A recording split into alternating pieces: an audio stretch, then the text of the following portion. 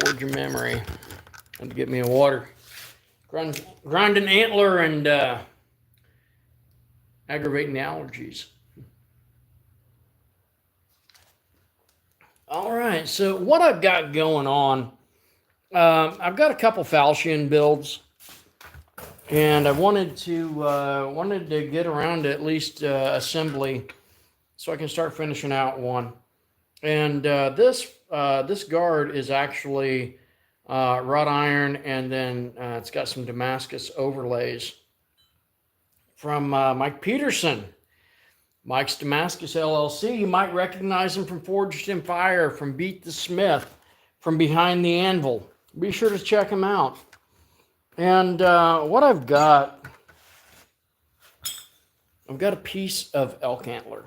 This is a pretty good sized piece of elk antler. It fits my hand reasonably well, so I hope that it fits a larger hand as well.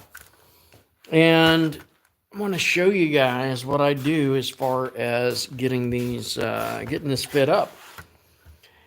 But if you haven't subscribed yet, now's a great time to do so. Be sure to like and subscribe and hit that notification button. I've got to grab some safety glasses.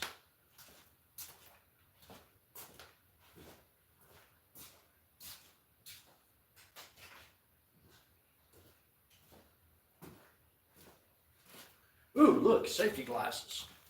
Okay, so I have I have one of my favorite belts to use for this, and that is a worn 36 grit, which you can see is not completely gone, but I wouldn't want to grind a blade with it. But it works just fine for shaping handles. So what I'm going to do, I am doing this as a right-handed sword, so I'm not going to take this down too much. Maybe a little bit. I'm going to grip this, and you can probably see this corner right here. I'm going to go ahead and take that down.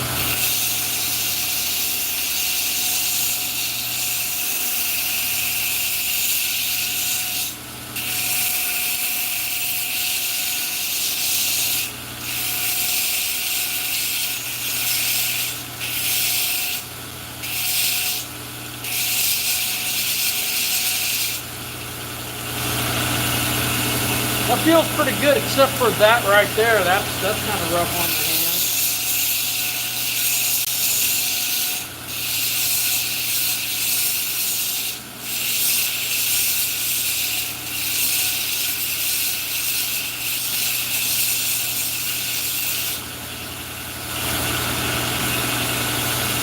And I'm feeling a point right in here, a hot spot.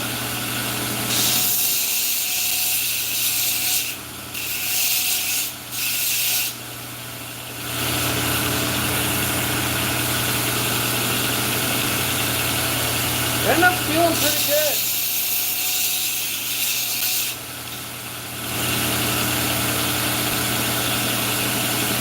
Okay. So next step, I'm going to go ahead and go to a surface conditioner to clean that up.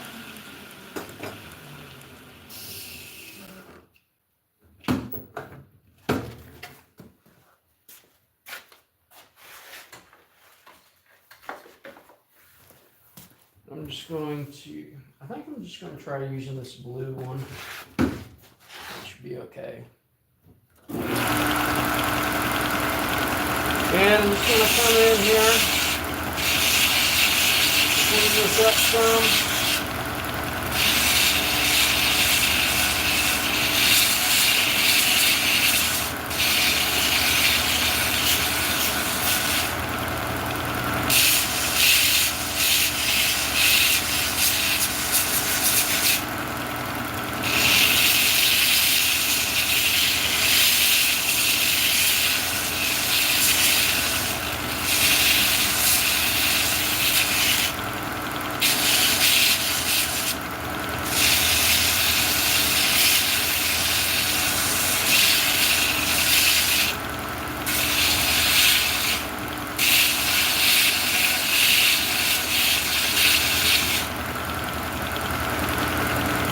Kind of polishing that antler up a little bit.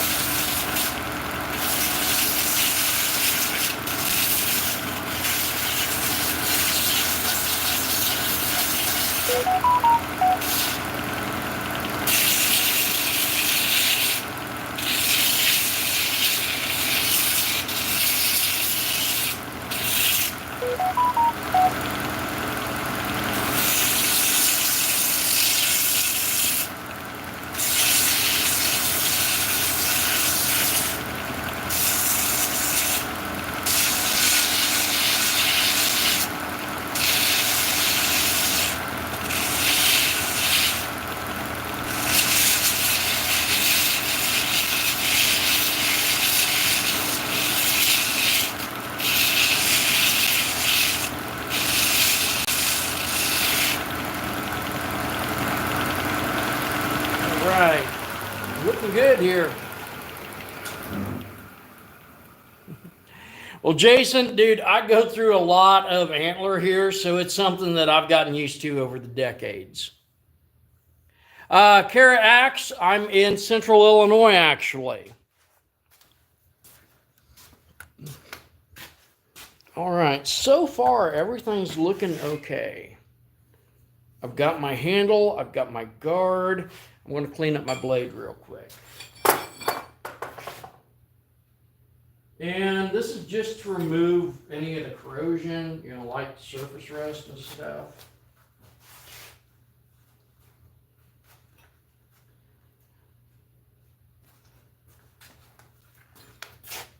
Right there, there's that reverse falchion blade. I'm going to shoot this from just a little further back.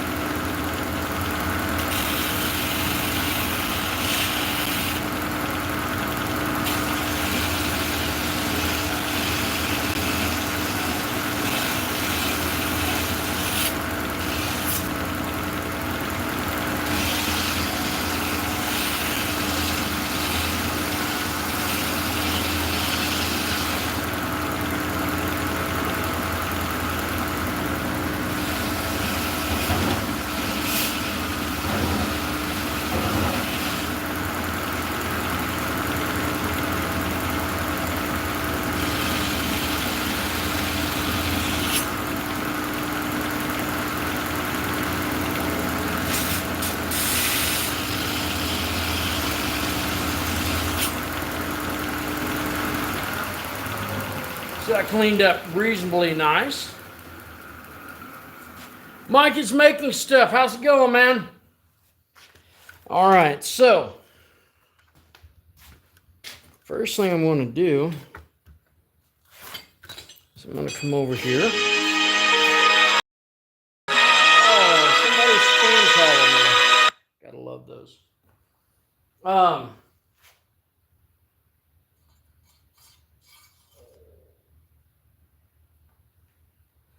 That's looking pretty good right there so far.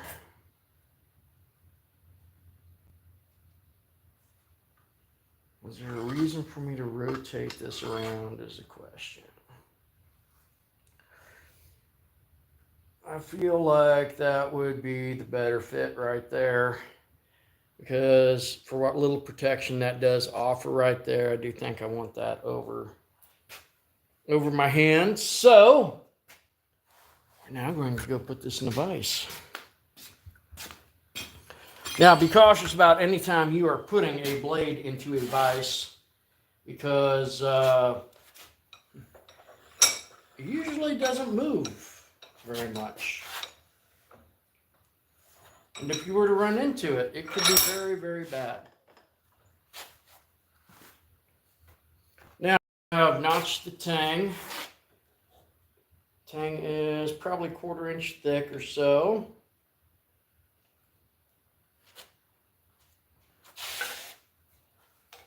And I'm trying to get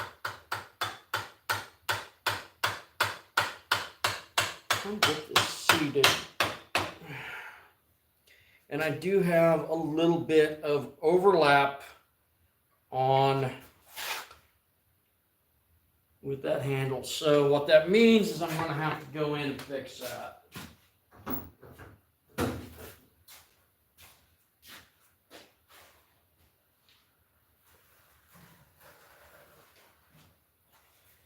You really don't want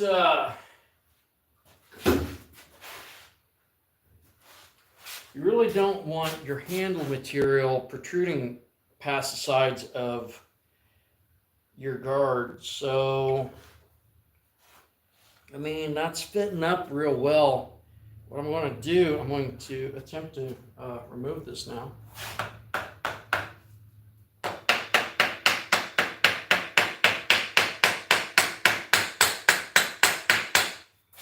Starting to loosen.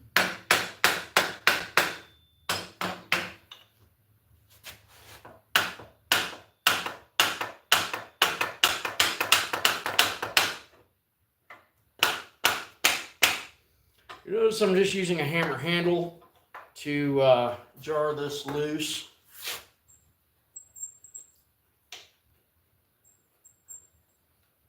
And then a lot of wiggling. Now, some people will be asking, how are you going to secure that? I'm going to secure this with molten pewter. So it should work pretty good that way. All right, guys, so what I'm going to do, I'm going to come in here on the sides a little bit. Just kind of radius that in.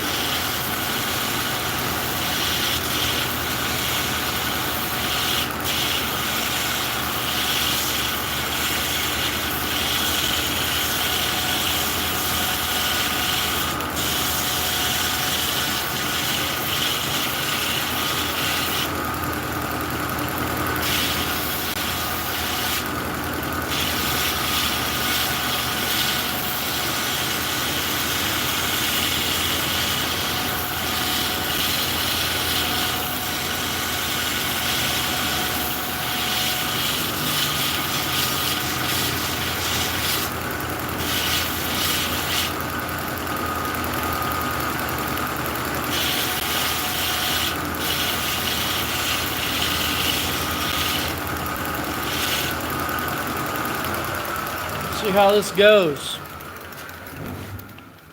So what I'm going to do, once more, I'm going to come in here and set my handle again.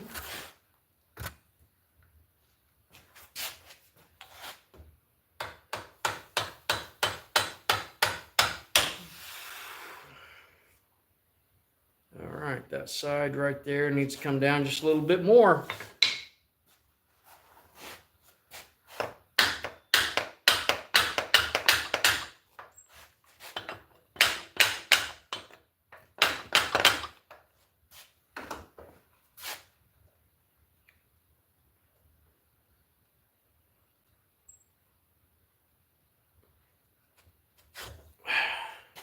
Tight fit on that one. So what it's looking like is that it's actually this area right in here.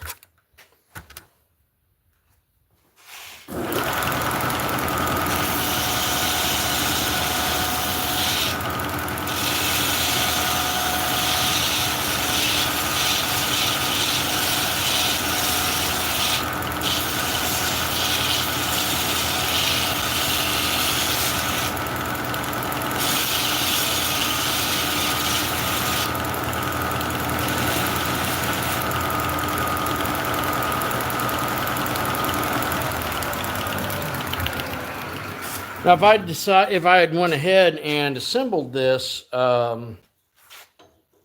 it would have been a lot more difficult to put this together, and or rather to have the fit up I want.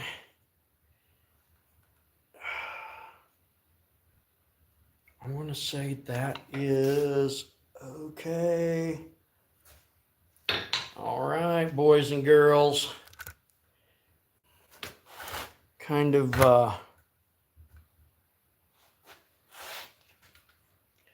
that point where it's going to be time to put this together.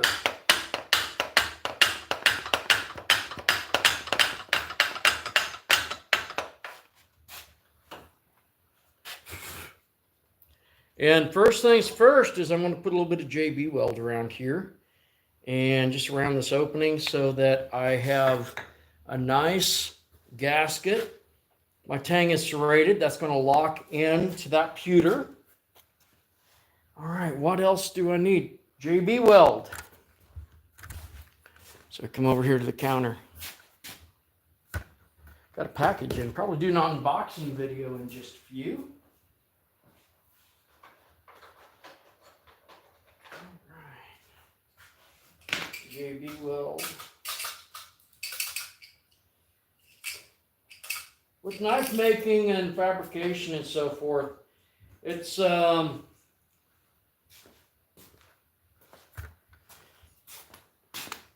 amazing some of the things you can use that you probably have in your home, in your shop, things that you can pick up locally. All right. I should absolutely wear safety glasses doing this, but I'm taking them off briefly.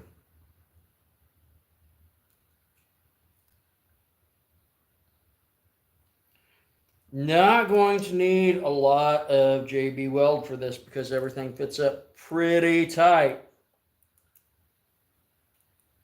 I entertained the idea of doing a peen tang, and when I decided to go with the elk antler for the handle material, I changed up, changed up my thought on this because I don't need a peen tang for that, and this should work pretty good. So I'm just going to come in here, and I'm going to apply my JB weld right around here. Now there's not a lot of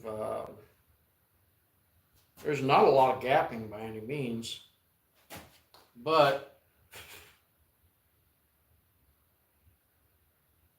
I also don't want to put too much and have a mess that I'm going to have to clean up afterwards. Now, come in here, and as close as that was fitting, I don't think I need to add a whole lot of JB weld, but I want to create a good gasket for when I do this pewter pour in, probably a few minutes, really. Now, heat will cause this to cure a lot faster. And right now, it's probably 76 degrees outside or so.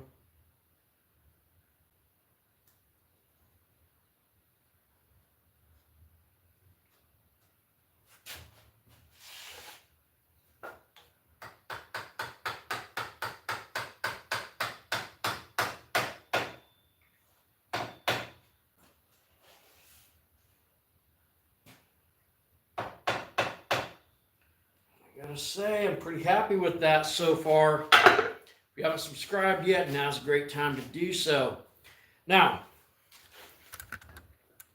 if I was using epoxy, even as a filler, I usually keep my my remainder JB weld and epoxy to the side. And there is a reason for that, and that's so that I can monitor how it's setting up. Now, I have very little cleanup to do, so I am thrilled about that. And I do have some pewter. I don't know how much gas I've got in this forge, in this tank for the forge, but I'm going to see if I've got enough to do this pour. I needed to change this out yesterday, and I haven't got to it yet.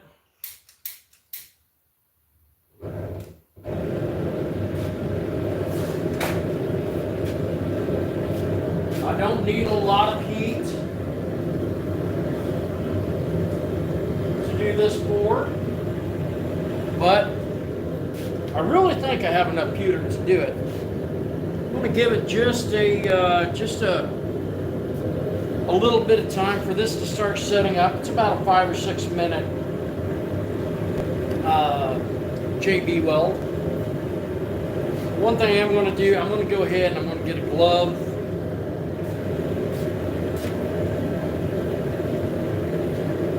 Now when I do this pour, I am going to be holding the sword. And the reason being is that that the crown here, pull this off here, that the crown, you can see the tang down in there maybe, is at an angle. So I want to try to fill that. Since liquid is self-leveling, I'm going to try to level it without having to do much more. Gene Tucker, how's it going?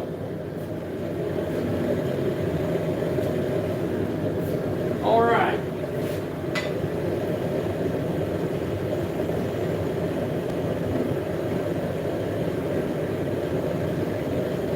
I'm going to have my torch ready for when I do the leveling.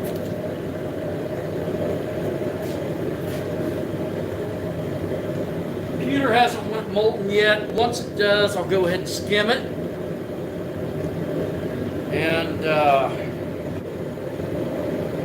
now you can see how that is starting to set up. It's becoming very putty-like.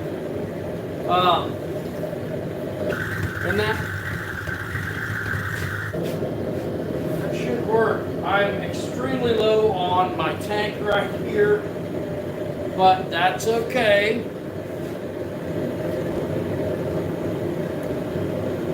I don't need a lot of fuel for this.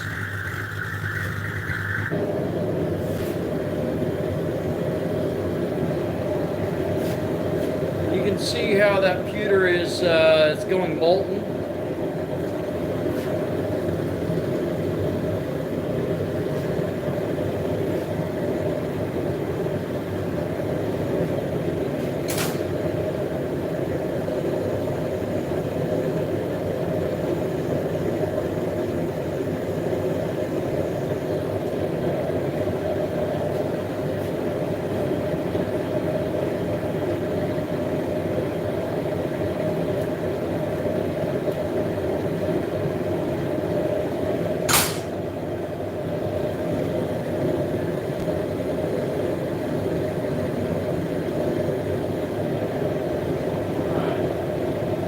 Removing that from the heat.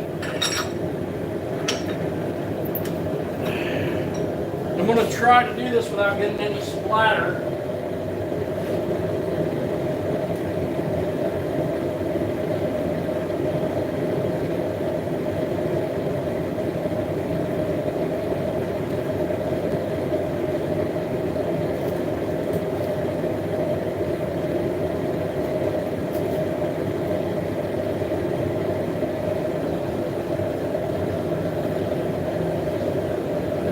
Have some air pockets here, so I'm just going to take my torch and try to level this off.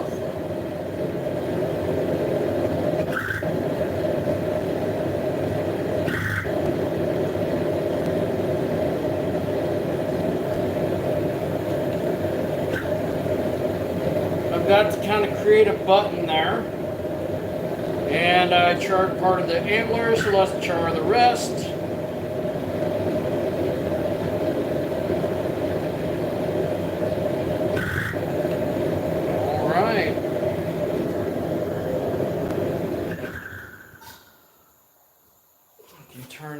forge off. And because I moved, I'll heat that again because a skin was starting to form. Now that pewter runs clear down to the guard.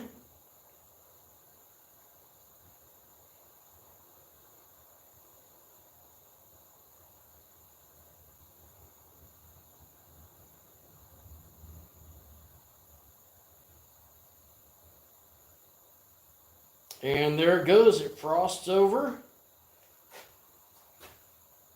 and we're solid. Now, I wouldn't want to try doing anything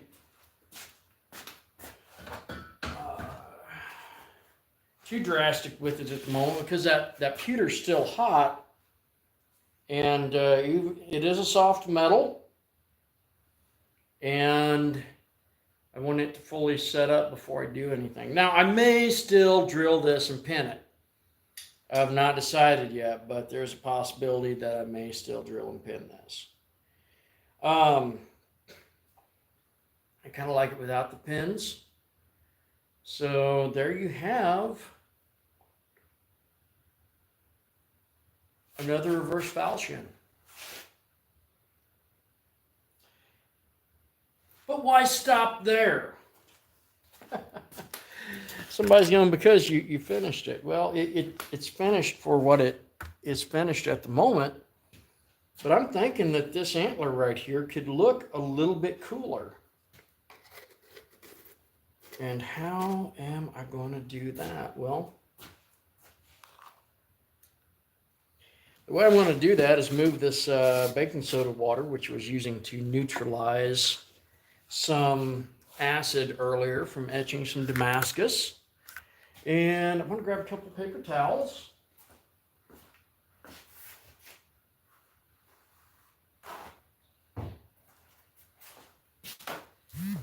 Paper towels. And I have a little bit of dark walnut stain that I was actually getting ready to discard. But, just because, let's darken this up a little bit. Oh, this is dark walnut stain that's mixed with boiled linseed oil and I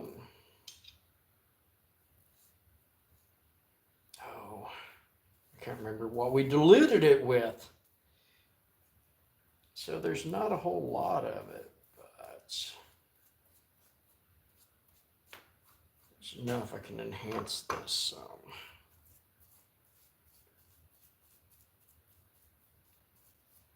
Mineral spirits, that's what it was diluted with.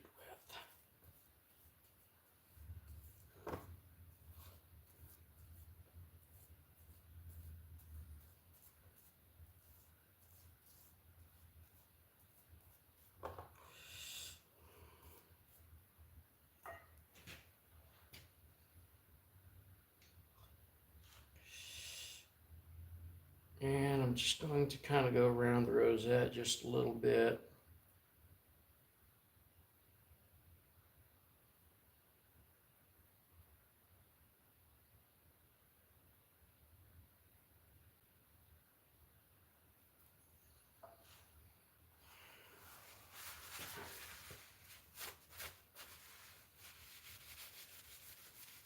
And I'm going to come in here and start cleaning this up.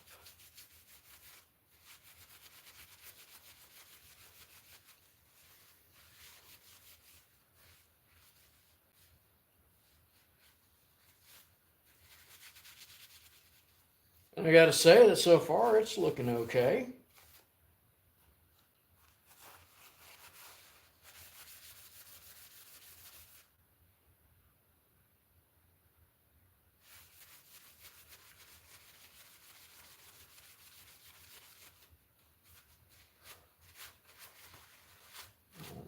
So guys, I'm going to end up doing a little bit of finishing to this, but at this point, reverse falchion is assembled.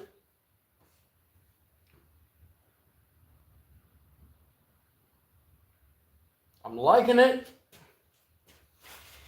And like I said, there's a real possibility I'm still going to drill this and pin it, just because pewter is a soft metal. And I mean, I suppose if you went hacking on a tree with this or something, that could loosen up. It's a very tight fit, so it's not likely, but there you have it. If you haven't subscribed yet, hit that subscribe button, hit the notification button, check out the links in the description. We'll be back. We'll be back with some more videos soon. Be sure to check out some of the others that are already up. We'll catch you in a few. You have a great one.